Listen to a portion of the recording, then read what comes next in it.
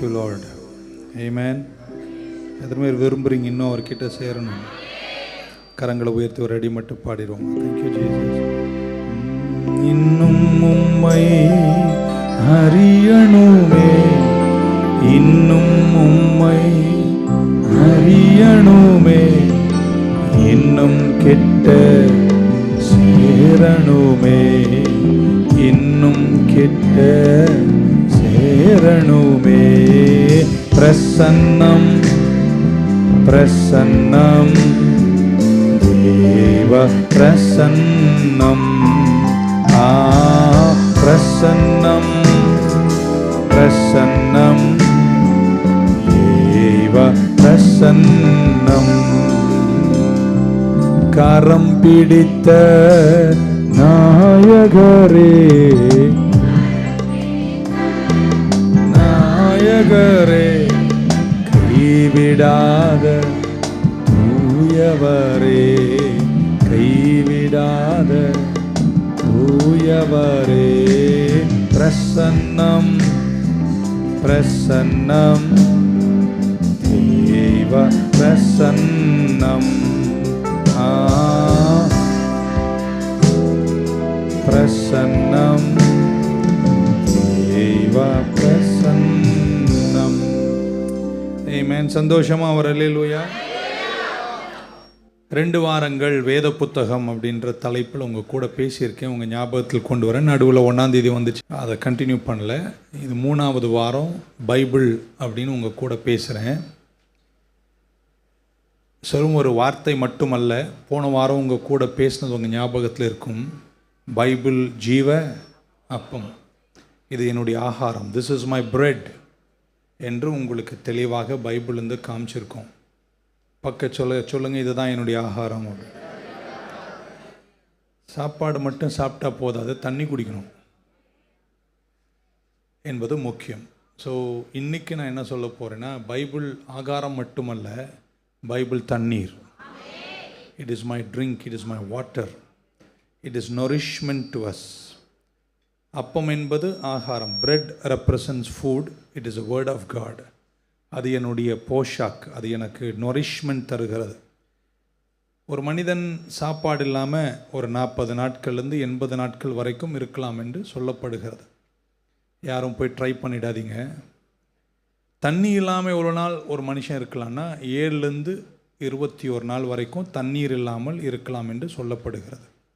So Bible அப்பம் என்றால், Bible வசனம் வார்த்தை தண்ணீர் என்றால், உங்களை நான் ஒரு கேள்வி கேட்குறேன். சரீரத்திற்கு சாப்பாடு இல்லாமல் 80 நாள் மேலே பொழைக்கிறது ரொம்ப கஷ்டம், 40 நாள் மேலே கஷ்டம். தண்ணீர் இல்லாமல் 21 நாள் மேலே யாரும் உயிரோடு இருக்க முடியாது. இந்த தண்ணீரும் இந்த ஆகாரம் இல்லாமல் நீங்கள் எத்தனை நாள் பொழைச்சிட்ருக்கீங்க? அதுவே ஆச்சரியம் போல தெரிகிறது. நான் என்ன சொன்னேன் நீங்கள் புரிஞ்சிருப்பீங்க. How can you go spiritually without food and water for so long? ஏன் இந்த 6-7 வாரம் பைபிளை பற்றி நான் உங்ககிட்ட பேசுகிறேன்னா, நீங்கள் எல்லோரும் இதை உட்கொள்ள வேண்டும். ஸோ தொடர்ச்சியாக பேச போகிறேன். என்னுடைய நம்ம ஆவி ஆத்தும சர்ரம் பைபிள் ஸ்டடி 7 வாரம் பண்ணியிருக்கோம். ஸோ உங்களுக்கு தெரியும், என்னுடைய ஆவி கர்த்தருடைய இரத்தத்தால் ரட்சிக்கப்பட்டாயிட்டு. என்னுடைய ஆவியை கர்த்தர் சுத்திகரிச்சிட்டாரு. என்னுடைய ஸ்பிரிட், என்னுடைய ஆவியை கர்த்தர் முத்திரையிட்டாரு. ஆனால் மெஜாரிட்டி கிறிஸ்தவர்கள் ஊட்டச்சத்து குறைபாடில் வாழ்ந்து கொண்டிருக்கிறார்கள். இருக்கீங்களா? மால் நூரிஷ்மெண்ட்டில் இருக்காங்க. ஆகாரமும் நீங்கள் சாப்பிடணும், தண்ணீரும் நீங்கள் குடிக்கணும். டெய்லி அது பண்ணால் தான் நீங்கள் ஆரோக்கியமுள்ள விசுவாசிகளாக இருப்பீர்கள். அதனால் பல பகுதிகளை எடுத்து உங்களுக்கு வேதத்தை போதித்து கொண்டு வருகிறோம். வானத்திலிருந்து இறங்கி வந்த ஜீவாப்பம் நானே. ஸோ ஆதியில் வார்த்தை இருந்தது, அந்த வார்த்தை ஸோ இயேசுதான் வார்த்தை. வார்த்தை ரொம்ப விலையேறப்பட்டது. இன்றைக்கி நான் தண்ணீர் என்று உங்கள் கூட பேச போகிறேன். 105ஆம் சங்கீதத்தினுடைய 40-41. Psalm 105, 40 and 41. The people asked and he brought. கேட்டார்கள், அவர் காடைகளை வரப்பண்ணினார், வான அப்பத்தினாலும் அவர்களை திருப்தியாக்கினார். அடுத்த வசனம், கண்மலையை திறந்தார், தண்ணீர்கள் புறப்பட்டு வறண்ட வெளிகளில் ஆராய் ஓடிட்டு. போன வாரம் வானத்திலிருந்து இறங்கின அப்பம் அப்படின்னு. ஒரு மன்னா அப்படின்னு பார்க்கும்போது மன்னா என்ற வார்த்தைக்கு அர்த்தம் இது என்னன்னு அர்த்தம். ஆமென். எபிரேய மொழியில் மன்னா அப்படின்னா அதுக்கு அர்த்தம் இது என்ன. பட் மன்னா என்று சொன்னது லிட்டரலாக நிஜமாகவே ஆகாரமாக இருந்தாலும் வசனத்தில் அதுக்கு ஒரு அர்த்தம் உண்டு. ஆமென். அது வானம் விட்டு இறங்கி வந்த மன்னா. ஸோ வார்த்தை குறிக்கிறது. It's literally bread. இங்கே பார்க்குறோம் கண்மலை. எல்லாரும் சொல்லுங்கள் கண்மலை. நிஜமாகவே கண்மலை தான். ஒரு பாறை, அதுலேருந்து தண்ணீர் புறப்பட்டதாம். தண்ணீர்னால் நிஜமாகவே தண்ணீர் தான். ஆனால் இந்த வேத புத்தகம் ஆவிக்குரிய புத்தகம். ஆமென். இதை நீங்கள் ஆவியில் தான் புரிந்து கொள்ள வேண்டும். அதுக்கப்புறம் பைபிள் இன்னும் கொஞ்சம் ஆழமாக அந்த கண்மலை படிச்சிங்கன்னா சொல்லுகிறது, அந்த கண்மலை அவர்களை தொடர்ந்தது. எங்க ஒரு பாறை, ஒரு இடத்துல பெரிய ஒரு பாறை இருக்குன்னா அது எங்கேயும் நகராது. காலையில் பார்த்தீங்கன்னா நைட்டு பார்த்தாலும் அங்கேயே தான் இருக்கும். பைபிள் சொல்ல அந்த கண்மலை அவர்களை என்ன செய்ததான் தொடர்ந்தது, ஃபாலோ பண்ணிடுச்சு அப்படின்னு சொல்லுகிறது. ஆமென். பைபிளே ஆச்சரியத்தின் புஸ்தகம்தான். ஒரு செடி எரிகிறது ஆனால் எரியவில்லை, முற்செடி. அது அதிசயம், சூப்பர் நேச்சுரல். ஸோ நான் ஆராதிக்கிற தெய்வம் அசாதாரணமான அற்புதத்தின் தெய்வம். நல்லா கேட்கணும் இந்த வார்த்தையை. நான் படிக்கிற இந்த பைபிள் ஒரு ஆவிக்குரிய புத்தகம். ஒரு ஆவிக்குரியவராக ஆவிக்குரியவரை ஒரு எப்படி சொல்லலாம், இது ஒரு ஆவிக்குரிய புத்தகம். ஒரு ஆவிக்குரியவர் ஆவிக்குரியவர்களுக்கு எழுதியது. இன்னொரு வாட்டி சொல்கிறேன், புரிஞ்சுக்கோங்க. ஆவிக்குரிய புத்தகம் ஆவிக்குரியவரால் ஆவிக்குரியவருக்கு எழுதியிருக்கு. ஸோ இது ஆவி இல்லாதவர்களுக்கு இது புரிய போகிறது. நான் இதை பேசும்போது சிலர் இவர் வேறு வேலை இல்லை அப்படின்னு நினைப்பான். ஏன்னா அவர் ஆவிக்குரியவர் அல்ல. ஸோ விண்டு சொல்கிறேன், ஆவிக்குரியவர் ஆவிக்குரியவர்களுக்கு எழுதின ஆவிக்குரிய புத்தகம் தான் நான் படிக்கிற இந்த பைபிள். ஆமென். அதனால தான் விஞ்ஞானிகளுக்கும் சயின்ஸ் ரொம்ப படித்தவங்களுக்கும் அறிவாளிகளுக்கும் இந்த பைபிள் புரிவது இல்லை. ஏன்னா இது அறிவால் புரிவதல்ல, இது ஆவியால் புரிவது. புரிஞ்சிருக்குன்னு நினைக்கிறேன். ஆமென். ஸோ நிறைய ஆவிக்குரிய அர்த்தங்கள் இந்த புத்தகத்தில் உண்டு. ஆமென். அதை நீங்களும் நானும் ஆவியில் புரிந்து கொள்ளுகிறோம். ஆமென். ஸோ என்னுடைய கோல், என்னுடைய லட்சியம், இதை நான் ப்ரீச் பண்ணும்போது எதற்காக இதை செய்கிறேன்னா, நீங்கள் இன்னும் இந்த பைபிளை படிக்கணும். சீக்கிரத்தில் கிறிஸ்தவங்களாக இருந்தீங்கன்னா இந்த பைபிள் படிக்கிறதே உங்கள் வாழ்க்கையின் முக்கிய நோக்கமாய் மாறிடும். இது ஒரு ஹிஸ்ட்ரி புக் அல்ல, சரித்திர புத்தகம் அல்ல. இது ஒரு லிட்ரேச்சர், ஒரு என்ன சொல்லலாம், லிட்ரேச்சருக்கு என்ன சொல்லுவாங்க, இலக்கிய புத்தகம் அல்ல. இது கர்த்தரே 40க்கும் மேற்பட்டவர்களை கொண்டு எழுதின தன்னுடைய ஆட்டோபயோகிராஃபி, தன்னை குறித்து சொல்லப்பட்ட புத்தகம். அவரே இந்த புத்தகத்தை நமக்கு தந்திருக்கிறார். இதை படிக்காமல் கிறிஸ்தவர்கள் இருப்பது நியாயமே அல்ல. பைபிள் சொல்லுது, அவர் கண்மலையை பிளர்ந்து அதிலிருந்து தண்ணீரை கொடுத்தாராம். 1 கொரிந்தியர் 10:4 அதுக்கு ஒரு ஸ்பிரிச்சுவல் மீனிங் அப்போஸ்தலன் அங்கே பவுல் கொடுக்கிறார். 1 Corinthians 10:4 இப்படி வாசிக்கிறோம், and did all drink, எல்லோரும் ஒரே ஞான பானத்தை குடித்தார்கள். எப்படி எனில் அவர்களோட கூட சென்ற அவங்க கூட சென்றுச்சாம். யார் சென்றுச்சாம்? ஞான கண்மலையின் தண்ணீரை குடித்தார்கள். அந்த கண்மலை கிறிஸ்துவே. இப்போ உங்களுக்கு தெரியும், பழைய ஏற்பாட்டில் கண்மலையை பிளர்ந்து ஆராய் தண்ணீரை கொடுத்தார். இப்போ பவுல் சொல்கிறார், அந்த கண்மலை அவங்க தொடர்ந்துச்சு, அந்த கண்மலை தண்ணீரை கொடுத்துச்சு அப்படின்னு வேதத்தில் வாசிக்கிறோம். ஆமென். அது மட்டுமா, கண்மலை மட்டுமா போச்சு, பகலில் மேகஸ்தம்பம், ராத்திரியில் அக்கினி தூண் இஸ்ரவேலை நடத்திச்சு என்று நம்ம யாத்திரை ஆமத்தில் வாசிக்கிறோம். இப்போ நான் இப்படி சொல்கிறேங்க, அந்த கண்மலை கிறிஸ்து, அந்த தண்ணீர் கர்த்தருடைய வார்த்தை, அந்த மேகமும் அந்த அக்கினியும் பரிசுத்த ஆவியானவர். சொல்ல மாட்டீங்களா? ஸோ இது ஆவிக்குரிய புத்தகத்தை ஆவிக்குரியவர்கள் தான் புரிந்து கொள்ள வேண்டும். என ஆவிக்குரியவர் இதை ஆவிக்குரியவர்களுக்கு கொடுத்த ஆவிக்குரிய புத்தகம். இல்லையா? சொல்ல மாட்டீங்களா? So water represents word. வார்த்தை என்பது தண்ணீரை காட்டுகிறது. இந்த உலகத்தில் இன்னைக்கு இந்த தண்ணீர் அப்படின்றது விலைக்கு சொல்லணும், வேகமாக போகிற நேரம்ல இந்த வாழ்க்கை முழுவதும் வார்த்தையின் யுத்தம் தான். ஆமென். எத்தனை பேர் வார்த்தையால் காயப்பட்டிருக்கீங்க? சொந்தத்தில், பந்தத்தில், குடும்பத்தில் எவ்வளோ வார்த்தைகள். ஆமென். So we are living in a world and in this life we are dealing with the war of words. வார்த்தையின் யுத்தத்தை தான் நம்ம சந்திச்சிட்ருக்கோம். வார்த்தையை பற்றி நான் உங்கள் கூட பேசிகிட்டு இருக்கேன். ஆமென். ஆண்டவர் இதில் சொல்வதெல்லாம் உண்மை. சாத்தான் என்ன சொல்லுவான்? அதுக்கு நேர் விரோதமாய் பேசுவான். ஆதாமுக்கு கர்த்தர் இன்ஸ்ட்ரக்ஷன் கொடுக்கிறார், இப்படி இப்படி செய் என்று சொன்னார். சாத்தான் வந்து கேட்பான், அவர் சொன்னாரா? ஸோ 2 பேருக்குள்ள ஒரு யுத்தம், வார்த்தையின் யுத்தம் தான் இந்த உலகத்தில் நடந்துட்டு இருக்கு. நடுவில் நீங்கள் நானும் மாட்டிக்கிட்டு இருக்கோம். புரிஞ்சிருக்குன்னு நினைக்கிறேன். It's a war of words. 3 point இன்னைக்கு உங்களுக்கு தர விரும்புகிறேன். சாத்தான் உங்களை வார்த்தையின் வெள்ளத்தால, ஆமென், வெள்ளத்தால, வார்த்தையின் வெள்ளத்தால உங்களை தாக்க நினைக்கிறான். வார்த்தையினுடைய பஞ்சத்தால உங்களை வாட்ட நினைக்கிறான். ஆனால் இயேசு உங்களை வார்த்தையால நிரப்ப நினைக்கிறான். Satan wants to flood you with words. Satan wants to famish you. ஒரு பஞ்சத்தை ஏற்படுத்தி உன்னை வார்த்தை இல்லாமல் கொல்லணும்னு நினைக்கிறான். ஆனால் கர்த்தர் இயேசு உன்னை வார்த்தையால் நிரப்ப விரும்புகிறார். நம்பர் 1, வெள்ளம் போல வார்த்தைகளை கொண்டு சாத்தான் உங்களை நிரப்ப விரும்புகிறான். வார்த்தை வெள்ளம்ன்றீங்களே, எப்படி இருக்குன்னு நான் பைபிளை சமீப காலங்களில் படிக்கும்போது வார்த்தை வெள்ளம் என்பதற்கு ஏராளமான வசனங்களை பார்க்க தொடங்கினேன். ஒரு சிலதை கொடுக்கிறேன். 12ஆம் அதிகாரம் 9ஆம் வசனம், வெளிப்பாடின் புஸ்தகம் 12:9. And the great dragon, உலக மனைத்தையும் மோசம் போக்குகிற பிசாசு என்றும் சாத்தான் என்றும் சொல்லப்பட்ட பழைய பாம்பு. அப்படின்னா பாம்பு, சர்ப்பம், சாத்தான், பிசாசு எல்லாம் ஒன்று தான்.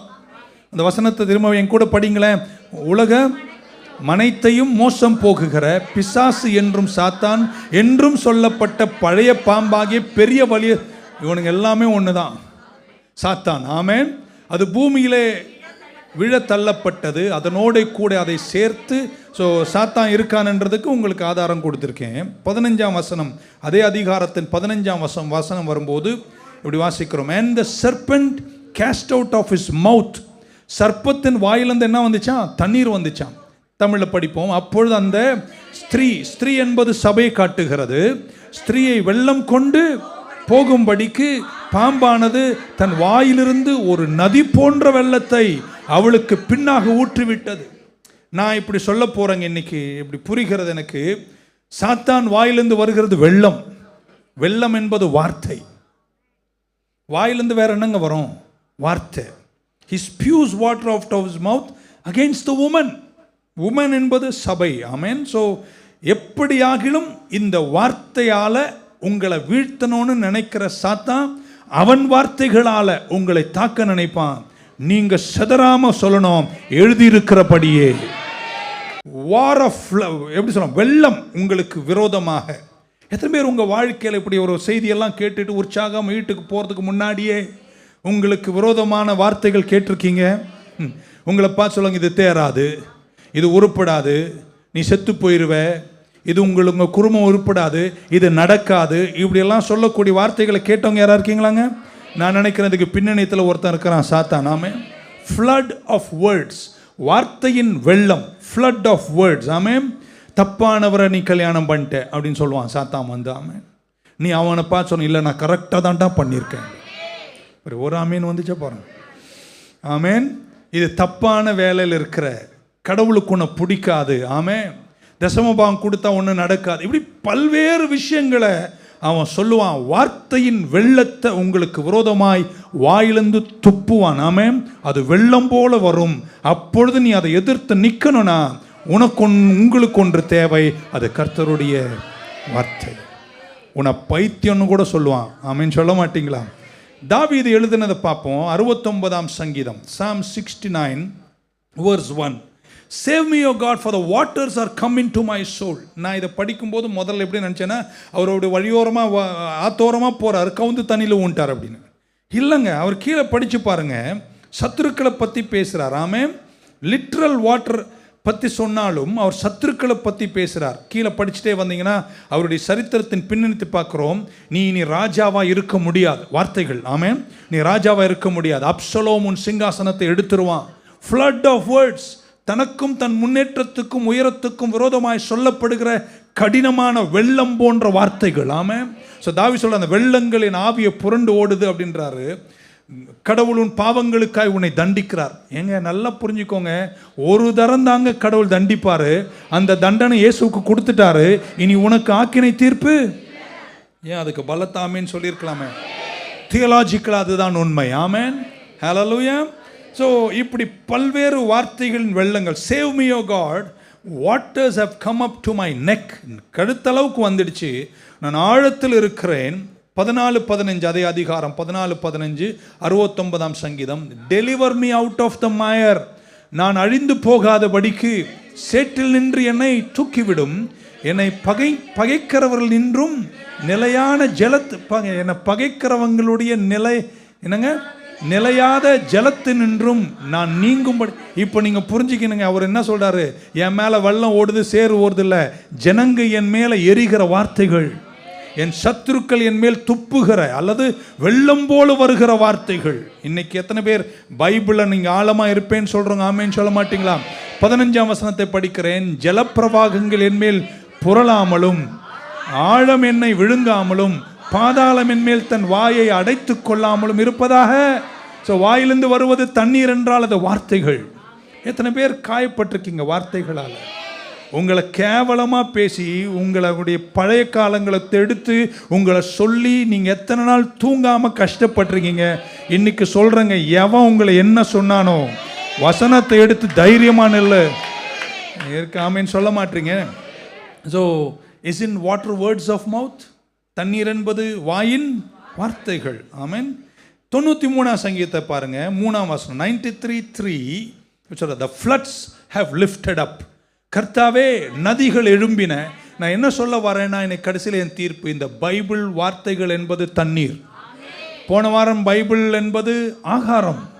சாப்பிட்டா மட்டும் போதாது, தண்ணி குடிக்கணும். Floods have lifted up their voice. The floods lift up their waves. So வெள்ளத்துக்கு ஒரு சத்தம் இருக்கும். The floods have lifted up, O Lord. The floods have lifted up their voice and the floods lift up their waves. அப்போ வெள்ளம், எல்லாம் சொல்லுங்க வெள்ளம். வெள்ளத்துக்கு என்ன இருக்குங்க? ஒரு சத்தம் இருக்கு. இது எங்க இருந்து வருது? வாயிலிருந்து, சாத்தான் வாயிலிருந்து. ஆமென். ஹல்லேலூயா. இயேசு கிறிஸ்து சொன்னதை ஆழமா சிந்திக்கிறீங்கன்னா சொல்றேன். ஒரு மனிதன் கர்த்தருடைய வார்த்தையை கேட்டு இருக்கீங்களாங்க? நான் வெள்ளங்களை பத்தி பேசிட்டு இருக்கேன். இயேசு சொன்னாரு சுவிசேஷத்தில், ஒரு மனிதன் கர்த்தருடைய வார்த்தையை கேட்டு அவன் தன் வீட்டை கட்டுகிறான். எதன் மேல் கட்டுகிறான்? கண்மலையின் மேல் கட்டுகிறான். என்ன புரண்டு வந்துச்சாம்? வெள்ளங்கள் புரண்டு வந்துடுச்சு. ஆனால் வெள்ளங்கள் வந்தாலும் அந்த வீடு அழிந்து போகவில்லை. காரணம், அந்த வீடு எதன் மேல் கட்டப்பட்டது? கண்மலையின் மேல் கட்டப்பட்டது.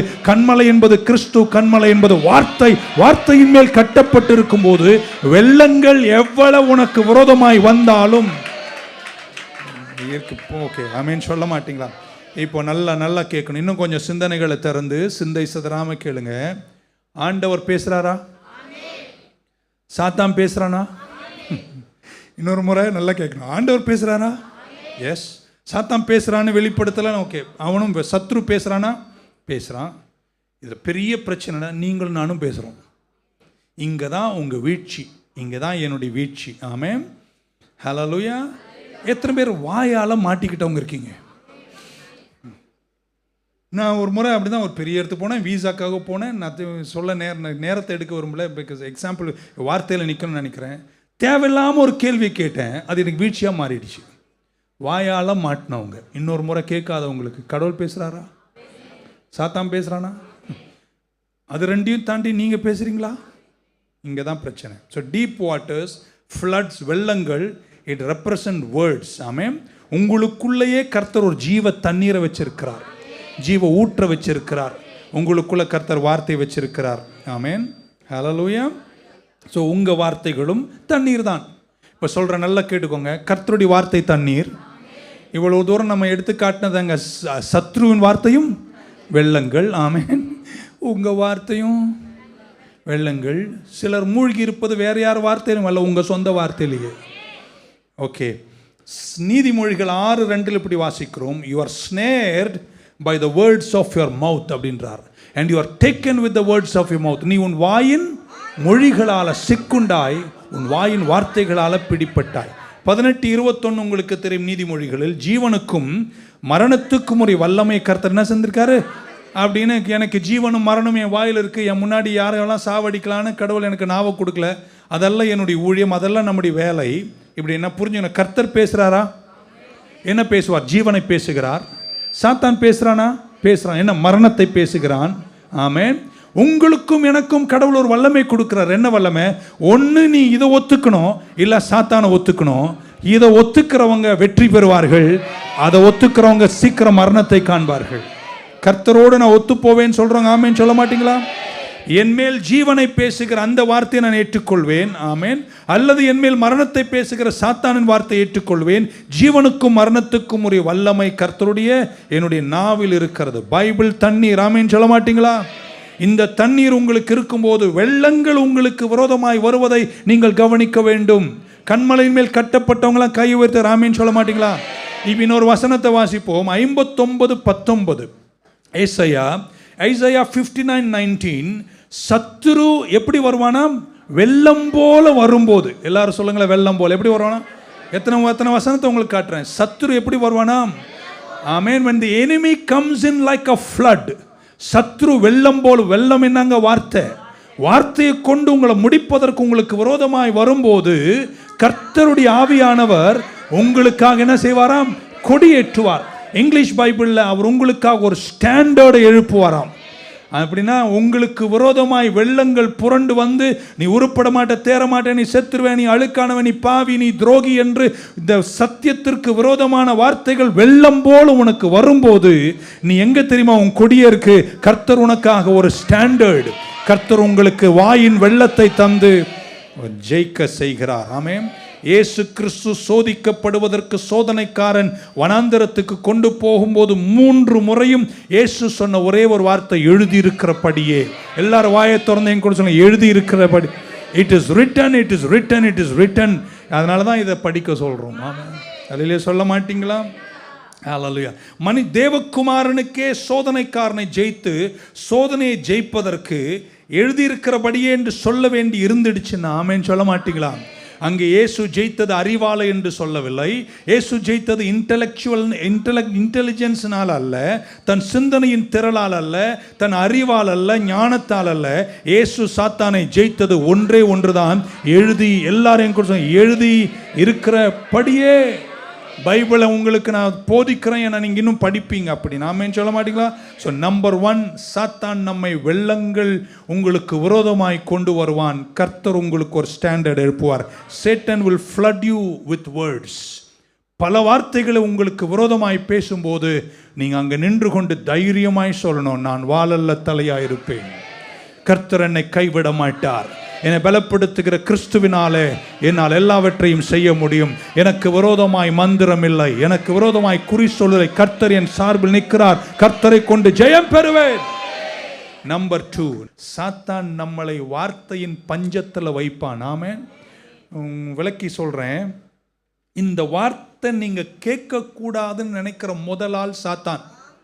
அதனால தான் சர்ச்சில் அரை மணி நேரம் பேசும்போது 3 நிமிஷம் கூட சிலருக்கு செய்தி வந்து சேர்வதில்லை. உங்க சிந்தனையை சிதற விட்டு உங்களை வசனம் கேட்காதவர்களாய் மாத்துகிற அல்லது ஒரு துன்பத்தை கொண்டு வந்து சர்ச்சுக்கு வரும்போது அந்த வியாகுலத்தையே நினைச்சிருப்பியே தவிர வார்த்தையை கேட்கறது எப்படியாவது உன்னை தடுக்கணும்னு நினைக்கிறவன் அந்த கல்லப்பே. ஒரு வசனத்தை காட்டுகிறேன், ஆழமாய் சிந்திக்கணும். Amos 8:11 The book of Amos, the prophetic book, 8 and 11. Behold, the days come, saith the Lord God, that I will send a famine in the land, not a famine of bread, nor a thirst for water, but of hearing the words of the Lord. தமிழ்ல சீக்கிரமா, இதோ நான் தேசத்தின் மேல் பஞ்சத்தை அனுப்புவேன். என்ன சொல்றாரு? பஞ்சத்தை அனுப்பி அப்போ இல்லை தண்ணி இல்லைன்ற பஞ்சம் அல்ல, ஆகாரத்தினால் உண்டாகிற பஞ்சம் அல்ல, ஜலத்தின் குறைவினால் உண்டாகிற தாகமும் அல்ல, கர்த்தருடைய வசனம். இதான் அவசரமா படிக்கிறீங்க பாருங்க, அங்கதான் வம்பு பண்றீங்க. கர்த்தருடைய வசனம் கேட்க கூடாத பஞ்சத்தை.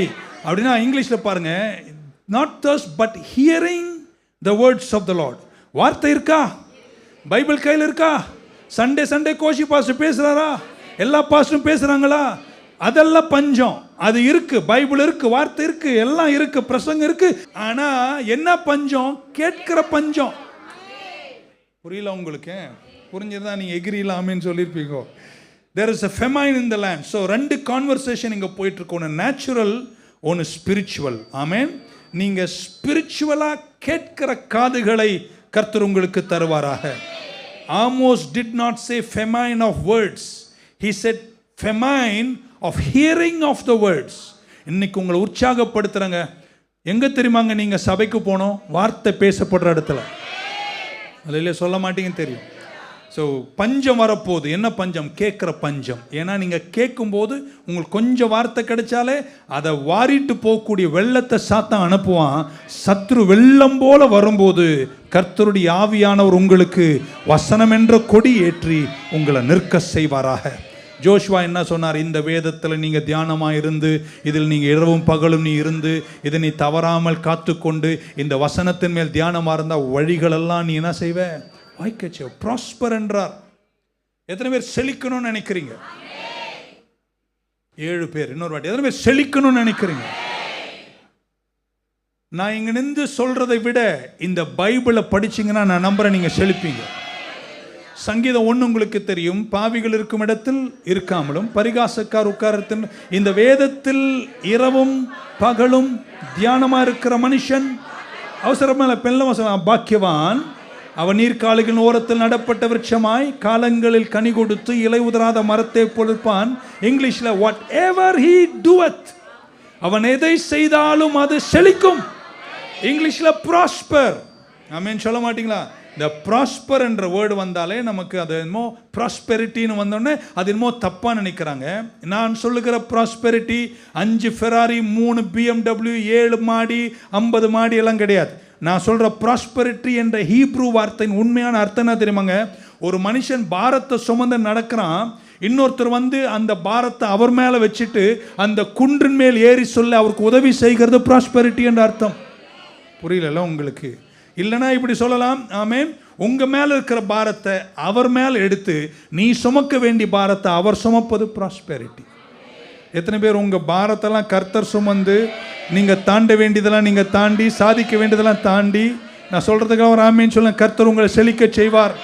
உங்கள் திருமணம் செழிக்கும், உங்கள் குடும்பம் செழிக்கும், உங்கள் பிள்ளைங்க செழிக்கும், உங்கள் ஆரோக்கியம் செழிக்கும், உங்கள் பொருளாதாரம் செழிக்கும், உங்கள் வேலை, உங்கள் துறை, உங்கள் அரசியல் எல்லாமே செழிக்கும்.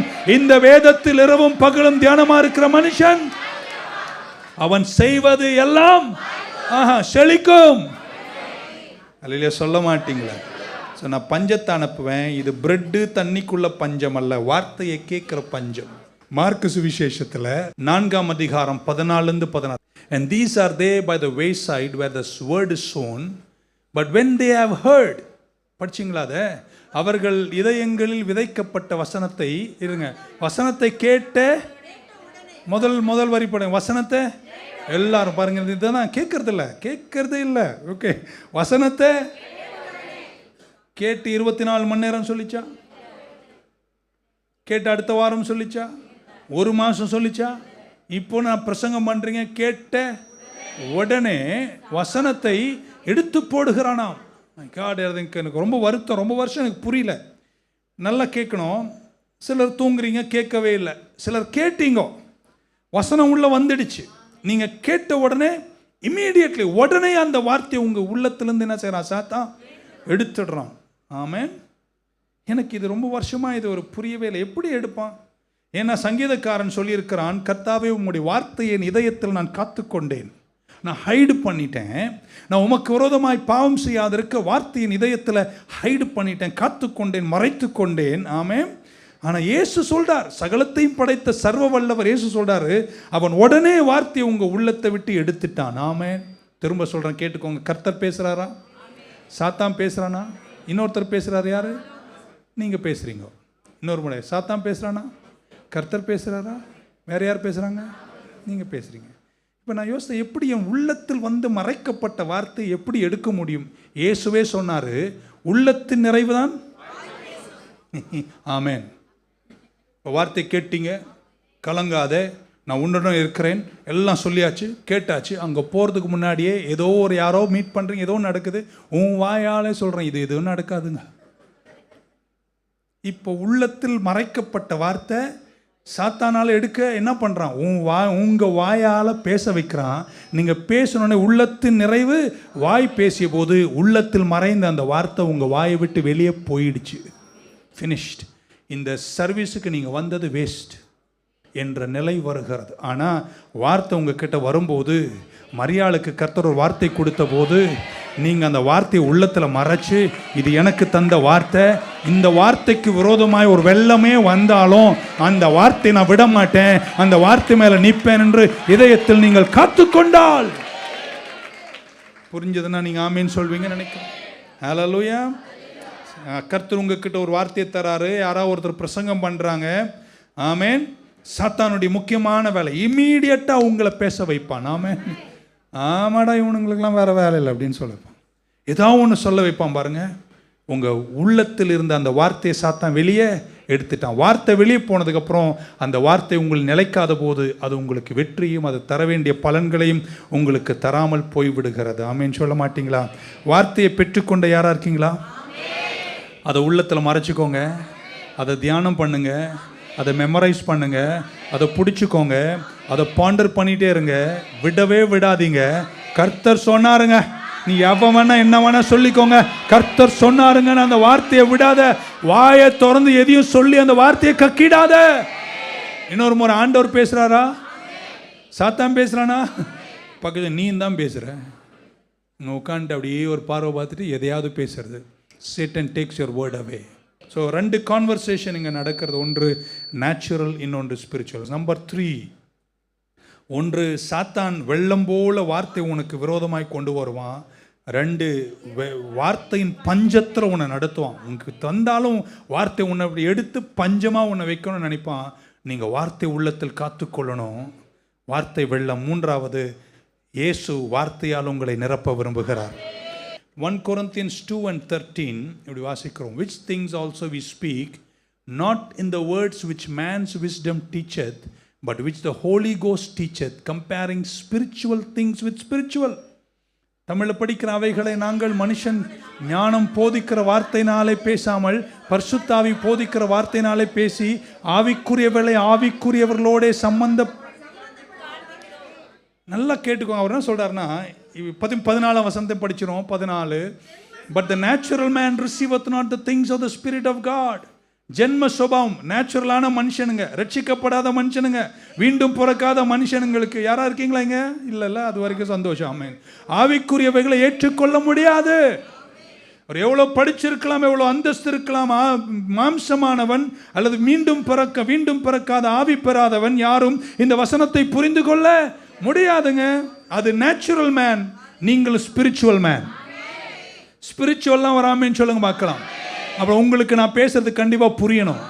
புரியலன்னா நீங்கள் நேச்சுரல் மேன். ஆமாம். ஸோ நேச்சுரல் மேனுக்கு தெய்வீக மகத்துவங்கள், ஆவிக்குரிய ஆழங்கள் எதுவும் புரியாது. காரணம், இந்த ஆவிக்குரிய புத்தகம் ஆவிக்குரியவர்களுக்கு ஆவிக்குரியவர் எழுதிய புத்தகம். இது மனுஷர் நேச்சுரல் மேன், இயற்கை மனிதர்களுக்கு இது புரியவே புரியாது. ஆமாம். உங்களுக்கு தெரியும், எனக்கு நேரம் இல்லாதனால அடுத்த சர்வீஸில் நேரம் இருந்தால் இல்லை ஏதாவது ஒரு சர்வீஸ் நேரம் இருந்தால் படிக்கலாம். இயேசு கிறிஸ்து சமரியா வழியாய் போகிறாரு. 4ஆம் அதிகாரம் யோவான் சுவிசேஷம் 7-14. அங்கே போய் ஒரு பெண்மணியை கர்த்தர் சந்திக்கிறாரு. இயேசு அந்த பெண்ணை பார்த்து சொல்றார், எனக்கு தண்ணி கொடுன்னு கேட்கிறார். ஆமென். அப்புறம் கீழே படிச்சுட்டே வரும்போது இயேசு சொல்றார், நான் யார் தெரியுமா, நீ யாருன்னு தெரிஞ்சா நீ என்னிடத்துல தண்ணீர் அப்படின்னு பல விஷயத்தில் ஆவியில் பேசுகிறாரு. அதுக்கு ஒன்றுமே புரியல. அது என்ன தருமை சொல்லிட்டு, இவ்வளோ ஆழமாக தண்ணி இருக்கின்றிய பக்கெட் இல்லையன்றது புரியலங்க. இதுதாங்க பைபிள். நீங்களும் நானும் படிக்கும்போது இயேசு கிறிஸ்து மேசையா வருகை ஆழம் பேசுகிறாரு. அந்த அம்மா சொல்லுது, பக்கெட் இருந்தால் தானே தண்ணி எடுக்க முடியும். ஏன்னா இது ஆவிக்குரியது. ஆவிக்குரியவர்களுக்கு எழுதப்பட்ட, ஆவிக்குரியவர்களால் எழுதப்பட்ட ஆவிக்குரிய புத்தகம் ஆவிக்குரியவர்களுக்கு தான் புரியுமே தவிர ஆவிக்குரியவர் அல்லாதவர்களுக்கு இந்த புத்தகம் புரியாது. அழகா பவுல் சொல்றார், இது நேச்சுரல் மேனுக்கு புரியாது, இது ஸ்பிரிச்சுவல் மேனுக்கு தான் புரியும். Don't waste your time trying to explain Bible to a natural man, because natural man's mind can never understand the Bible, because this is a spiritual Bible written to a spiritual people from a spiritual being, the living God. அல்லேலூயா சொல்ல மாட்டீங்களா? எப்படியோ கடைசியில் அந்த அம்மாவுக்கு கொஞ்சமாவது புரிஞ்சு பானை விட்டு ஓடி போயிட்டா. ஆமென். ஹல்லேலூயா. praise the Lord. இன்னைக்கு நீங்கள் இந்த சர்ச்சில் இருக்கும்போது எத்தனை பேர் சொல்ல முடியும், ஆவிக்குரியவர்கள்? ஆவிக்குரியல் அல்லாதவங்களுக்கு உடனே என்ன சொல்கிறார் அவர்? அது எப்படி பைபிள், அது எப்படி எழுதுவார்? இது உங்களுக்கு விளக்கி சொல்கிறதுக்குள்ளே நமக்கு தேவையே இல்லை. ஏன்னா இது அவங்களுக்கு கடைசி வரைக்கும் புரிய போகிறது இல்லைன்னு பவுல் சொல்லிட்டாரு. ஏன்னா அவங்க நேச்சுரல் மேன், நீங்கள் ஸ்பிரிச்சுவல் மேன். இல்லை நான் உனக்கு 5 கேள்வி கேட்கணும். ஐயா நீ கேட்டு போயிட்டே இரு, எனக்கு நேரம் இல்லை, நான் படிக்கிறேன். நான் ஆவிக்குரியவர் எனக்கு தந்த ஆவிக்குரிய புத்தகத்தில் ஆவிக்குரிய எனக்கு தான் புரியுமே தவிர இது உனக்கு புரியாது. கர்த்தர்கிட்ட வா, இயேசுவை ஏற்றுக்கொள், அவர் ரட்சகர். என்னைக்கு அந்த ஆவியினை பெற்றுக்கொள்றேன் அன்னைக்கு இது தானா புரியும். Hallelujah. Praise the Lord. அது எப்படி மீன் வயிற்றுல 3 நாள் இருக்க முடியும் எனக்கு தெரியாது. இருக்கு என்ன, எங்கள் ஆண்டவர் சூப்பர் நேச்சுரல், அவரால் எல்லாம். அது எப்படிங்க செடி எரியும் எரியாமல் இருக்கும்? Super natural. இல்லை சொல்ல இது எங்களுக்கு தாங்க புரியும், உங்களுக்கு புரிய போகிறது. அதான் அவள் கேட்குறா, பக்கெட் இல்லாமல் எப்படி ஆழத்துலேருந்து எடுப்பேன் அப்படின்னு. அவர் என்ன சொல்கிறார், நான் ஜீவ தண்ணீர், நான் யாரும் தெரிஞ்சிருந்தா நீ என்கிட்ட தண்ணியை கேட்டிருப்ப, நான் உனக்கு ஜீவ தண்ணீரை கொடுத்துருப்பேன், நீ காலமெல்லாம் நீ தாகம் எடுக்க மாட்டாய். அது சரியா? பக்கெட்டு எங்கே எவ்வளோ நேச்சுரலாக இருக்க பாருங்கள், எவ்வளோ சீப்பாக இருக்க பாருங்கள். அதான் ஆண்டவருடைய விஷயங்கள் புரிந்து கொள்ள நேச்சுரல் மைண்ட், ஸ்பிரிச்சுவல் மைண்ட் என்ற வித்தியாசத்துக்குள் இருக்கிறோம். கர்த்தர் உங்களை அந்த வெற்றியோடு நடத்துவாராக. உங்கள் எல்லாருக்குள்ளேயும் கடவுள் இன்னைக்கு ஆழமான ஜீவ ஊற்றுகள். 2 கையை கொஞ்சம் உயர்த்துங்களா, நியூ லைஃப் பாணியில். இங்கே அமர்ந்து இருக்கிற நீங்கள், என் முன்னாடி உட்கார்ந்து இருக்கிற இந்த பைபிளை படிக்கிற உங்களை பார்த்து சொல்ல, நீங்கள் ஆவிக்குரியவர்கள். உங்களுக்குள்ள ஒரு ஃபவுண்டன், உங்களுக்குள்ள ஒரு ஜீவ ஊற்றையே கர்த்தர் வச்சிருக்கிறாரு. இதை பெற்றுக்கொண்ட யாரும் குறைய மாட்டீர்கள். எப்படி நான் ஜெயிப்பேன்? நம்பர் 1, உங்க ஆவி என்னைக்கே ரட்சிக்கப்பட்டுச்சு. உங்க ஆவி இரத்தத்தால் கழுவப்பட்டுச்சு. உங்க ஆவியை கர்த்தர் மீட்டு கொண்டார். உங்க ஆவி பரிசுத்தாவினால் முத்திரையிடப்பட்டது. ஆனா உங்க சிந்தனை இருக்கு பாருங்க, சோல், உங்க மைண்ட், இமோஷன்ஸ், வில், இது திருந்தணும்னா, இது கழுவப்படணும்னா பைபிளை படிச்சுதான் ஆகணும். விசுவாசிகளே, உங்க ஆவி ரட்சிக்கப்பட்டுச்சு, இது இன்னும் ரட்சிக்கப்பட்டுட்டே இருக்கு, டிரான்ஸ்ஃபார்ம் ஆயிட்டே இருக்கு. இது சுத்திகரிக்கப்படணும்னா இது ஒன்றால தான் சுத்திகரிக்கப்படுகிறது. அது கர்த்தருடைய ஒரே ஒரு வசனம். எபேசியருக்கு எழுதின நிருபம், க்ளோஸ் 5ஆம் அதிகாரம் 25-26, Ephesians 5:25-26. புருஷர்களே, மனைவிகளில் அன்பு கூறுங்கள், அப்படியே கிறிஸ்துவும் சபையில் அன்பு கூர்ந்து தாம் அதை திருவசனத்தை கொண்டு தண்ணீர் முழுக்கினால் சுத்திகரித்து பரிசுத்தமாக்குறதற்கும், that he might sanctify and cleanse it with the washing of water by the word. இருக்கீங்களா விசுவாசிகளே? நீங்க உங்க ஆவி ரட்சிக்கப்பட்டுச்சு, ரத்தத்தால கழுவப்பட்டுச்சு. ஆனா உங்க சிந்தனையும், இமோஷன்ஸ், உங்க வில், உங்க பெருமை, உங்க ஆசை, உங்க இச்சை, இதெல்லாம் கழுவதற்கு ஒரே ஒரு வழி கர்த்தருடைய. ஆமாவா இல்லையா? Our spirits are cleansed already by the blood, and our soul, our mind is cleansed by the word. ஜெயிக்கணுமா? பெருமையை ஜெயிக்கணுமா? ஆசைகளை ஜெயிக்கணுமா? கோபத்தை ஜெயிக்கணுமா? கசப்புகளை ஜெயிக்கணுமா? மன்னிக்கணுமா? எது வேணும்? வார்த்தை. இந்த தண்ணி வேணும். ஆமென் சொல்ல மாட்டீங்களா? பக்கத்தில் இதை டெய்லி கொஞ்சம் படிங்களேன். படித்தா உங்களை என்ன செய்யுமா? எபேசியர் பவுல் சொன்னார், உங்களை கழுகும். டெய்லி உங்கள் செல்ஃபோனில் ரிமைண்டர்னு ஒன்று இருக்குது. ஒரு குறிப்பிட்ட நேரம் ரிமைண்டர் வச்சு டெய்லி 5 வசனமோ 2 வசனமோ 1 வசனமோ ரிமைண்டர் வைத்து டெய்லி ஒரு வசனத்தை மெடிடேட் பண்ணுங்க, படிங்க, படிச்சுட்டே இருங்க. சத்ரு வெள்ளம் போல வரும்போது கர்த்தர் உங்களுக்காய் ஒரு கொடியேற்றுவார். நான் நல்ல பாஸ்டர் 2 நாள் சொல்கிறேன். நான் என் பிரசங்கம் கொஞ்சம் நீளமாக போச்சு, உங்களுக்கு ரொம்ப போர் அடிக்கிற மாதிரி ஆயிடுச்சுன்னா ஒரு கண்ணு என்னை பார்க்குற மாதிரி வச்சுட்டு பைபிளை திறந்து அந்த கேப்பில் ஒரு 3 வசனத்தை படிச்சுட்டு போயிரு. நல்லா தானே சொன்னேன்? உங்கள் ஆமென் நீங்களே வச்சுக்கோங்க. அவ்வளோ போர் அடிச்சுது. கோஷி பாஸ், என்ன பாஸ் இப்படி எனக்கு தூக்கம் வர மாதிரி இருக்குது. அந்த கேப்பில் தூங்காத. நல்ல நேரம், ஆராதனை பிரசன்னம் இருக்குது. பிரசங்கம் தானே போர் அடிக்குது. கையில் பைபிள் இருக்குல்ல, திறந்து எப்பா நீ போர் அடிக்கிற மாதிரி பண்ணையா, அது நடுவில் உங்களை பார்க்குற மாதிரி ஒரு 3 வசனத்தை படிச்சிடறேன். அந்த நேரம் கூட வீணாக்காமல் இன்னும் ஒரு 2 வசனத்தை கற்றுக்கொள். Because word is everything. வசனம் தண்ணீர். கை உயர்த்துங்க, முடிச்சிடறேன். கர்த்தர் பேசுகிறாரா? பைபிள். ஆமென். சாத்தான் பேசுகிறானா? அவன் வாயின் வெள்ளம். நீங்கள் பேசுகிறீங்களா? நிறுத்துங்கோ. நிறைய பேர் மூழ்கி இன்னைக்கு உருப்படாமல் போனது உங்கள் சொந்த வார்த்தையில், You are drowned in your own words. இன்னைக்கு வெளியே போகும்போது பெற்றுக்கொண்ட வார்த்தைக்கு விரோதமாய் 1000 வெள்ளங்கள் வந்தாலும் நீங்க சொல்லுங்க, கர்த்தருடைய வார்த்தை இதயத்தில் காத்துக்கொள்ளும். Shall we stand in the presence of God? That's all the time I got. Thank you so much. Thank you Jesus. Quickly. Hallelujah Lord. எல்லாத்துக்காகவும் கர்த்தர் உங்களுக்கு உதவி செய்வார். எல்லாரும் கை உயர்த்தி கேளுங்க. கர்த்தாவே, ஆவியானவரே, இந்த செய்தியின் மூலம் என் கூட என்ன பேசுறீங்க எனக்கு சொல்லித்தாங்க. எல்லா குடும்பங்களையும் ஆசீர்வதிங்க, சந்ததிகளை ஆசீர்வதிங்க, வேலைகளை ஆசீர்வதிங்க. எல்லா கஷ்டத்திலும் துணையாயிருங்க. எல்லா சோதனைகளையும் ஜெயிக்கணும்ப்பா. தலையாக மாற்றுங்க. துன்பங்களெல்லாம் அற்று போகணும். சஞ்சலம் தவிப்ப ஒடித்து போடுங்க. நித்திய மகிழ்ச்சி சிரசின் மேல வரட்டும். சாத்தான் வெட்கப்படணும். அவன் வெள்ளங்கள் வந்து என்னுடைய வீட்டை மோதினாலும் நான் கட்டப்பட்டிருப்பது கன்மலையின் மேல், வார்த்தையின் மேல நிற்கிறேன். கர்த்தர் எங்களை நடத்துவீராக என்று வேண்டி ஜெபிக்கிறோம். எங்கள் பிள்ளைகள் ஆசீர்வதிங்க, காத்துக்கொள்ளுங்க. இந்த வாரம் முழுவதும் நேரம் கிடைக்கும் போதெல்லாம் உங்கள் வார்த்தையை தியானிக்கிற கிருபை ஒவ்வொருவருக்கும் கொடுங்க என்று வேண்டி ஜெபித்து உங்கள் திருப்பாதத்தில் எங்களை அர்ப்பணிக்கிறோம். இயேசு கிறிஸ்துவின் நாமத்தில் ஜெபிக்கிறோம் எங்கள் நல்ல பிதாவே.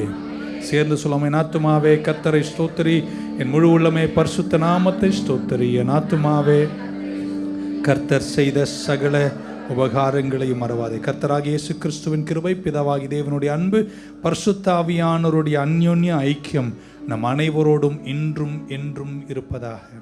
God bless you. இன்னும் உம்மை